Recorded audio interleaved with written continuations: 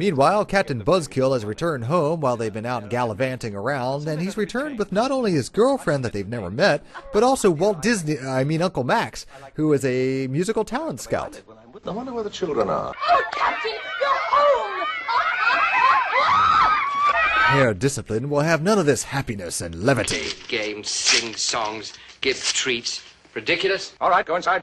Dry off, clean up, change your clothes, report back here. Immediately.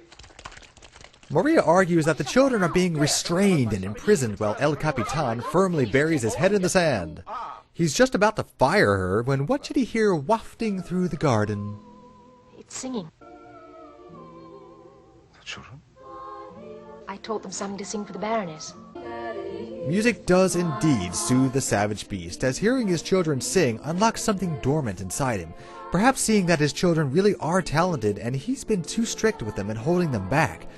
Or maybe his late wife was a musician, and hearing the strains of music flow through the silent halls has reminded him of who he used to be.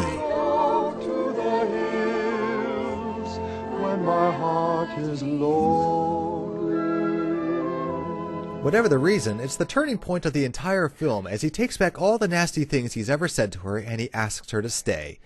It's a very sweet and tear-jerking scene, if not a little contrived and out of place. But you wanted saccharine sweet 60s musical scenes, so here you go.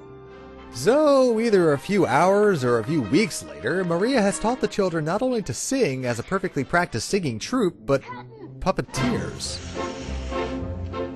High on a hill was a lonely goat, hoodlay, hoodlay, hoodlay. God, I hate puppets.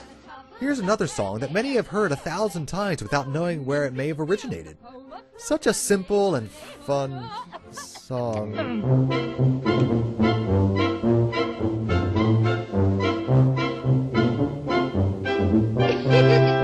Yodel back to the lonely. It's amazing they're skilled enough to sing perfectly on key and become master puppeteers. I'm sorry, these things What just... a duet for a girl and goat, hoodlay, hoodlay, hoodlo. Drops on roses and whispers on kiss. Not working, it's not working. I'm terrified.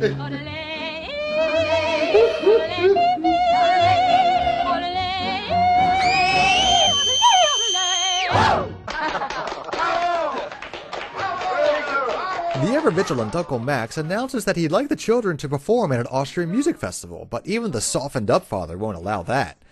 And what better way to sway his mind than another song? Jeez, this movie is relentless.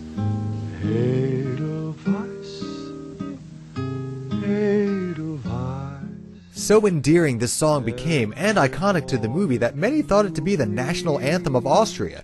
It's not. This is...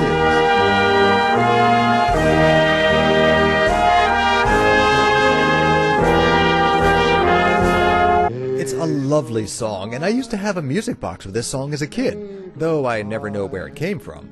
This song is notable since it represents all that is Austrian to the captain, and he uses it as a theme of national pride. This factoid will come up again later, so squirrel that little nugget away. Okay, movie, okay. Let me catch my breath here. There's a lot of songs to talk about, so... More music, God!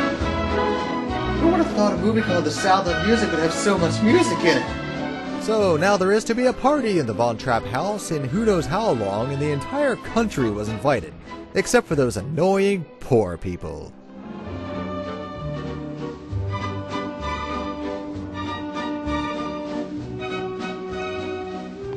Lisa, who are you dancing with? Nobody. Send help.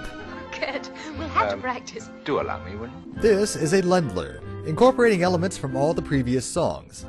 We're nearing the end of the second act, so it's a nice way to reprise everything before changing gears a little. Ah, there's the soft focus. It must be love. That was beautifully done.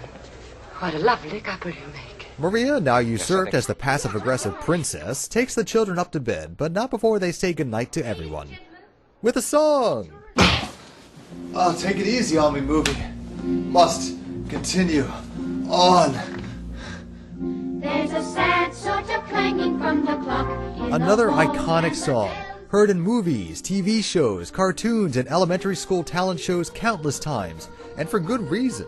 And we can also add being a fully choreographed dance troupe to the kids' ever-growing list of inexplicable skills. Farewell, au revoir, auf Wiedersehen. I'd like to stay and taste my first champagne. Yes? No. It's an almost disturbingly cute song, but you can't help not to enjoy it, but it gets even more cutesy. The sun has gone to bed, and so must I. So long. Even that I can handle just fine, but this last few notes gets me every time. Saying goodbye,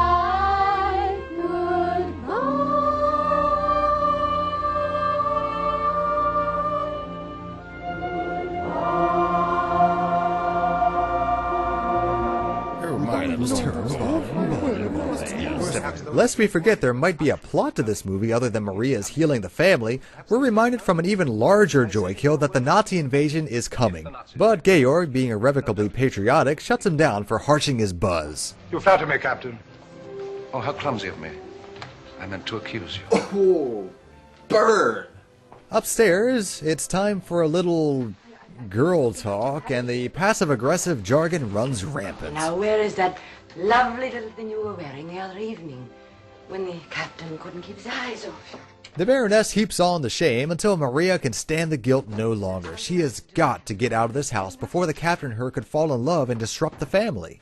Not to say the Baroness didn't influence this decision, just a teensy bit. Goodbye, Maria. I'm sure you'll make a very fine nun. I feel like celebrating. Cheers.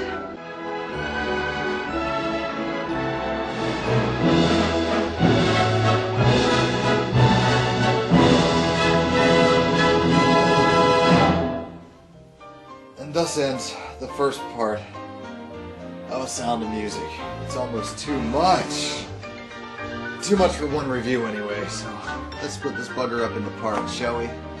I survived the first half of your movie, Maria. Wait till round 2. The match will take place in 13 minutes. What?